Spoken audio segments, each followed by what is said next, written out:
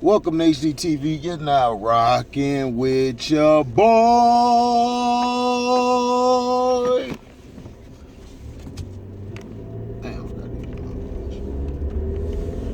So, congratulations to Malika Andrews. Malika Andrews got a promotion and got a job. Shout out to her. She deserves it. Espen really did this because they had no choice but to move her up, because after the Rachel Nichols BS, it kind of gave them a bad look. So now they're like, okay, well, we'll just put her in head instead where she's at. And Malik is very good, and everyone said after Chris Paul dissed her during the finals, you know, that's why he lost. And that is why he lost. Karma's a mother. And people trying to say, man, it wasn't that serious. I said, well, I could tell you don't like women. It's a certain way to talk to people. And when he talks to Rachel Nichols compared to how he talked to Malika Andrews, it showed the proof was in the pudding. The proof was in the pudding, and that was downright disrespectful, which it was. It was very disrespectful how he treated Malika Andrews. So she gets the last laugh. She gets to be on Espen. She gets her own show. So, you know, we'll see how that goes. We'll see how long it lasts. You know, I pray it's successful. And rest in paradise, AJ Johnson. I didn't do a video because I really am tired doing it. I'm tired of doing RIP videos. To me, I'll just say RIP to him in the video and move on. To me, I really don't like death and all of that stuff. And plus, AJ Johnson, you know, they kept going back to Friday, Ezel, when AJ Johnson was in a lot more stuff than that. You know, AJ Johnson was in How to Be a Player. You know, he was with Big Boy from Fat Boys. Not Fat Boys, but I don't think, he wasn't from Fat Boys. He played, I think he played on Fat Beach or something. He played in something with it was Brian Hooks, I think he played with. The guy 3 Strikes. But AJ Johnson did his thing on I Got the Hook Up. He was on House Party 3. You know, he was in some stuff, man. But everyone remembers him mostly as Ezel, which he played more than that. But like I said, rest in paradise to him, man. People are passing away. You don't know when it's your time. So all I can say is just keep grinding and striving for excellence. So, you know.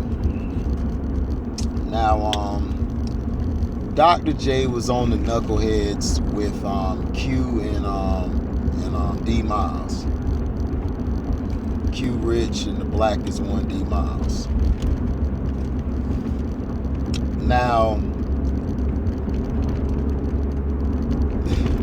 this was a great interview. It showed Dr. J, of course, you know, being himself and being honest about a lot of things. Talking about the players, giving his top 5, which was mainly players that played before him, before he got to the league. You know, he had, of course, his Bill Russell, Wilt, Jerry, Oscar, and Elgin Baylor. He says that's his 5, which is a great top 5. And people got mad at him when he said this. He said this a long time ago when he was on First Take with Skip Baseless and Stephen Coon Smith. However, on Undisputed, like recently, they took the remarks he gave on LeBrownies, Shannon Panties was in a bunch. He was upset. And then Skip basically was upset about the Michael Jordan thing. And that's when I just had to make a video blasting Skip, saying, Skip, like, this isn't about you. This isn't your top 5. Like I tell everybody, this isn't your top 5. Top 5s were created for people to put who they felt was great players. Like I had a guy I used to go to the corner store get Lucy's off of. Back in Jayville on the south side. And all the time he used to say that he didn't like Mike or Kobe. He said Latrell Sprewell was his guy. He didn't even mess with him. And that's the point. That's what I'm saying. It's unique because some people will tell you they top 5. Some people don't even have Mike in their top 10. Some people don't have a lot of people in their top 10. Some people top 10 is crazy. But it's their top 10.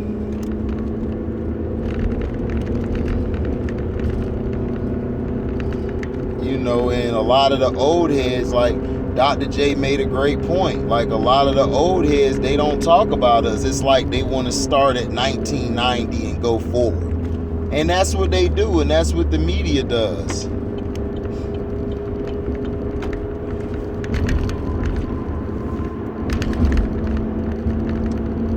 The media goes to 1990 and then they keep moving from there. They don't talk about the 80s, 70s, or 60s because it doesn't fit the narrative they want to put out. Michael Jordan sold out. They put him in a dress. The wig. He was wearing the old lady wig, dressed up looking like a grandma, had the scarf around his shoulders, basically letting everyone know that he's safe, that he's not, because he was dark-skinned, he was ferocious on the court, so he was trying to put off the persona that, he was safe. There's nothing to worry about from him. Now, my thing is this, Dr. J made great points about how they just start there, and you know why they start there, because Michael Jordan is their guy. That's who they put as, the face. They were going to go with Kobe next. Kobe was going to be put in that next echelon. They were going to put Kobe up there with Mike, if not better than Mike. So they had to promote him as the villain, and Kobe carried the league for years. The league was thriving with Kobe. It was more competition. It was guys going at it. Kobe, he said an exuberance. He had an exuberance about himself. The guy was amazing. LeBrownie's era, you got all these guys teaming up. And he broke down the difference between the LeBrownie's team stacking with Miami compared to Kevin Durant. And he made a great point. He said, well, Kevin Durant and Kyrie signed there. They signed there, and then management went and got James Harden. All of them didn't chill. Like, it wasn't nothing like Miami Heat. Miami Heat, LeBron James was over there chopping it up with D Wade and Chris Bosh, and he chopped it up with them and got together to form a team. And Dr. J explained it perfectly. LeBrownies is the only one who created a super team. Like, stop it. Y'all want to hate on Kevin Durant because it doesn't fit your narrative with LeBrownies. The Warriors weren't a super team. The Warriors went out there to recruit Kevin Durant. They begged Kevin Durant to come there. They basically hired Jerry West for I forgot the amount. They put the amount in the report.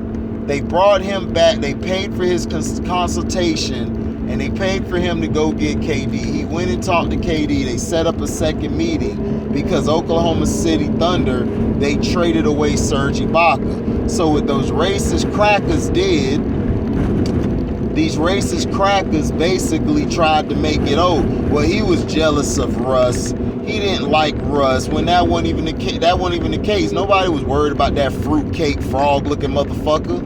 Who was afraid of him? The guy who dresses weird? Like, come on, man. Kevin Durant way better than this guy. Stop it. Way better than Westbrook. The problem was he had problems with management. He went to Brooklyn. They basically signed Kyrie. They would have gone to New York. All New York had to do was say, oh yeah, we're gonna sign Kyrie and KD. If they would have signed Kyrie, then KD would have been there. But they didn't do it, so they went to Brooklyn. And they brought DJ over there. Now, the James Harden trade, they didn't know James Harden was one of the trade. He just said he wanted to trade. They didn't know he wanted to come to Brooklyn. He picked Brooklyn, Philly, and somebody else. And James Harden, you know, he was like, cool, they traded him to Brooklyn. Sean Marks, the GM, walked to Kyrie and KD and told them, yo, you sure you want to, you guys, we could go get Harden, man. If y'all want Harden, we could get him. And they were worried about if Harden was the diva he said he was, and he wasn't. That was the media painting him bad. And then ever since then, the media has been trying to implode the Brooklyn Nets. They've been trying to destroy them from the inside, but guess what? They can't. They don't have anybody from LeBron's camp or his agency on the team. Everybody is to themselves. Everybody is family over there. Then they're trying to start these fake-ass rumors about, oh, well, Ben Simmons could be traded for Kyrie. You think that the Brooklyn Nets are going to trade for a bitch-ass Australian who can't shoot shit? This Aussie can't shoot nothing. This dude don't even attempt a shot. And then the buddy, you guys say, oh, LeBronies is his buddy. LeBronies sneak dissed him, and I gotta agree with LeBronies. I'm with LB so wavy, like he said.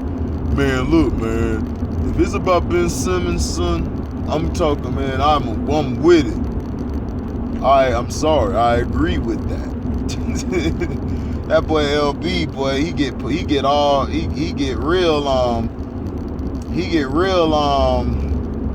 What's that word? Man, he get real proper like, man, hey, I don't agree. I agree with LeBron on this one. I agree with LeBronies too, man. The guy do all this during the summer and everything just to not shoot a damn shot. Come on, dog.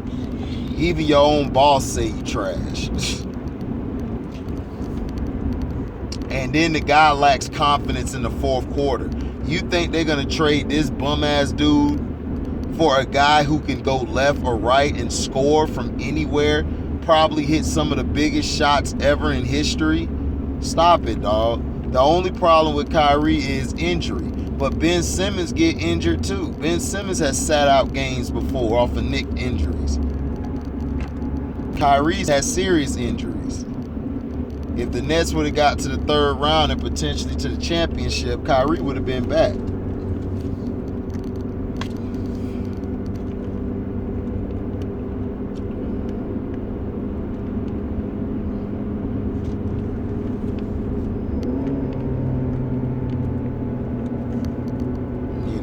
That's just how it is. But Dr. J confirmed what I've been saying. There's no such things as super teams. The only guy who created that team was LeBron James. When he went and got Bosh and he talked to Bosh, first it was supposed to be Melo. Cino talked about it a long time ago saying, yeah, it's supposed to be Melo. It was supposed to be Carmelo there. But they were lucky to get Chris Bosh because Chris Bosh fit better than Melo. Chris Bosh can adjust his game better. Melo's not going to adjust nothing. You're going to be number 2 to Melo. Melo don't give a damn. You can hit, hoop, holler, whatever. So Melo knew that wasn't going to work because he knew LeBron and how LeBron is. So that's what I'm saying, man. You guys...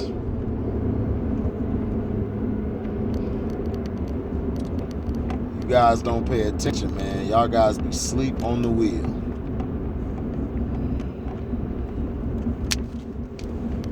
But Dr. J said some great things. It's called the Knuckleheads podcast with QRich and DMiles. Make sure you guys check it out. There's some gems on there they talk about.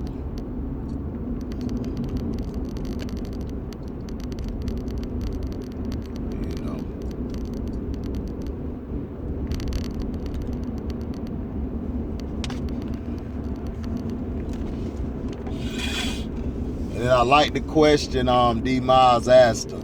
Who was the first guy to bust your ass in the ABA? And who you got your buckets on? And who busted your ass in the NBA? And Dr. J was like, well, I'm still waiting. And he said, well, I'm still waiting. I'm like, yeah, that's the doctor. The doctor always been like that. You know. That was my dad's favorite player, Dr. J. Dr. J, man. Shout out to everybody from the StreamYard yesterday. You know, I appreciate all of you guys, man. All of you gals for coming by. You know, checking out your boy, hanging with your boy for some hours. You know, we put in work over here, man. We got a 10-hour stream of football. Every Sunday, guys, it's going to be that way. It's going to be 10-hour streams of football. We watching football all day. We not playing with it. You know what I'm saying? We put in work out here. We break down the games. Last night game, man, just pissed me off. Detroit don't have any linebackers, and their safety play is not good, and they take bad angles. This is my thing. I don't know who's teaching these kids in college or in the pros. These guys, for some reason, do not have any fundamentals. They don't know where to place when they come in. They don't know how to attack the blocker. They don't know how to use their fits, their run fits. They don't know how to play the passing lanes or anything. It's like, dog, it's terrible. Like, this is terrible football. Terrible football. And then people want to tell you about what's going on.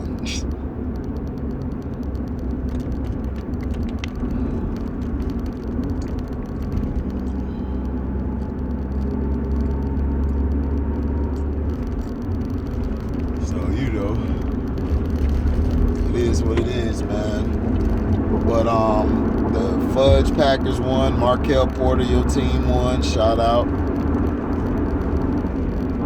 But do I think they're dangerous? No.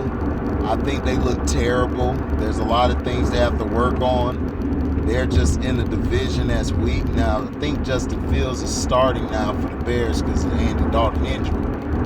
If Justin Fields balls out and stays on pace, you know, problem for the league.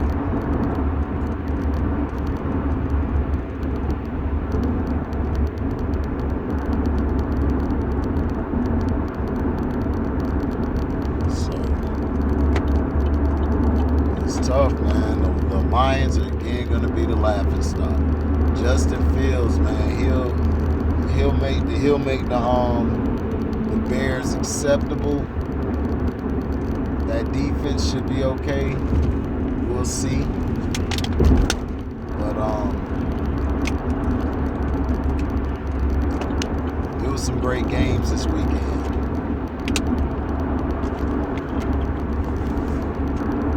Donnie came on last night hitting the opera on you knuckles. He was on there hitting the opera. That joint was funny as hell. I was crying laughing about that.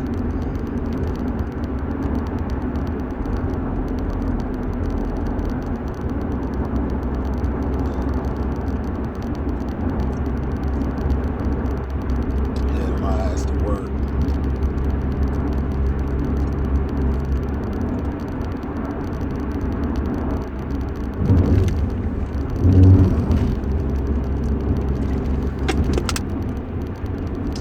Yeah. What if episode tomorrow? We'll see what's up. I'll probably drop a video after I watch it tomorrow when I get in. But yeah, but the Dr. J thing, check that out. The Lions and Fudge Packers. The Lions just need to move their whole franchise. They just need to blow it up. That boy Golf, man, got exposed again last night.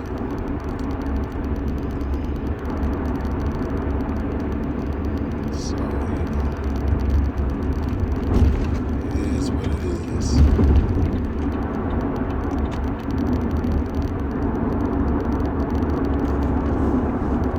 Kirk Cousins had one of his craziest games, which killed me in fantasy. I lost my game yesterday, but I won in my other league, my brother league. I'm trying to get to the finals and play him so I could beat him. I really just care about that league more than Sino League. I really don't care how that ends, but I know in my brother's league, I'm trying to beat everybody ass.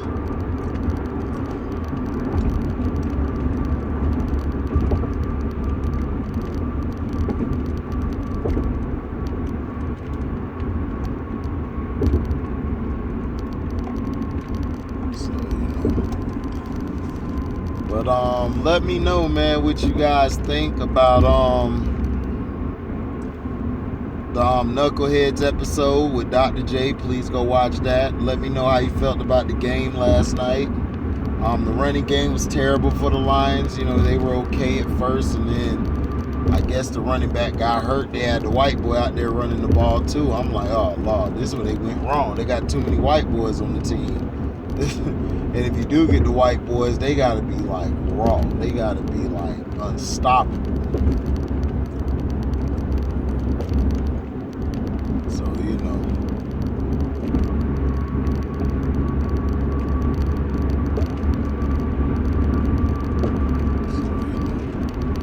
We'll see what's up, man. So thank you for listening. Like, comment, subscribe, share this, hit the notification bell to select all to receive upcoming notifications. And if you love what you hear, you can donate to the page by Cash Apping me at the word welcome, number 2, and then HDIITV. Thank you for listening, and we are out. Deezy!